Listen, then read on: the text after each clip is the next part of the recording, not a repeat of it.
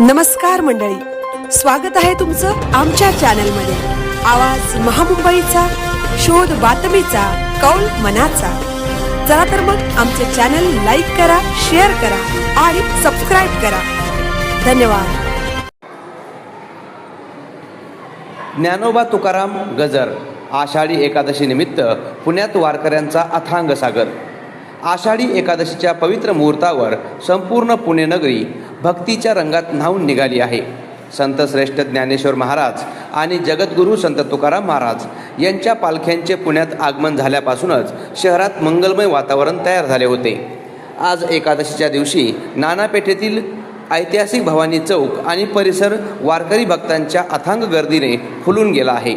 नाना पेठ आणि भवानी चौक परिसरात पाऊल ठेवण्यासही जागा उरली नाही। इतक्या मोठ्या संख्येने भाविक या ठिकाणी दाखल झाले आहेत। हातात टाळ मृदुंग, खांद्यावर भगव्या पताका आणि ओठांवर ज्ञानोबा माऊली तुकाराम असा जयघोष करत लाखो वारकरी विठ्ठल नामाच्या गजरात दंग झाले आहेत।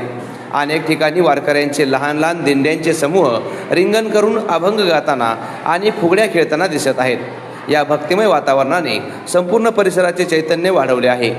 भवानी चौकात जमलेल्या हजारो वारकरी आणि पालखीसोबत असलेल्या भाविकांसाठी स्थानिक नागरिक आणि विविध सेवाभावी संस्थांच्या वतीने मदतीचा हात पुढे करण्यात आला आहे।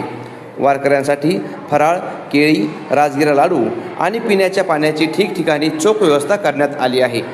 तसेच आरोग्य विभागाकडून वारकऱ्यांच्या सेवेसाठी फिरते दवाखाने आणि रुग्णवाहिकांची व्यवस्थाही भवानी चौकात तैनात ठेवण्यात आली आहे। भवानी चौक आणि नानापेठ परिसरात भाविकांची प्रचंड गर्दी लक्षात घेता पुणे पोलिसांनी चोख पोलीस बंदोबस्त ठेवला आहे। वाहतुकीमध्ये आवश्यक ते बदल करण्यात आले असून कोणताही अनुचित प्रकार घडू नये यासाठी CCTV आणि ड्रोनच्या माध्यमातून गर्दीवर लक्ष ठेवले जात आहे। लाखो वैष्णवांच्या या मेळ्यामुळे पुण्यातील भवानी चौक परिसराला पंढरीचे स्वरूप प्राप्त झाले असून विठ्ठल भक्तीचा हा अभूतपूर्व सोहळा डोळ्यांचे पारणे फेडणारा ठरत आहे।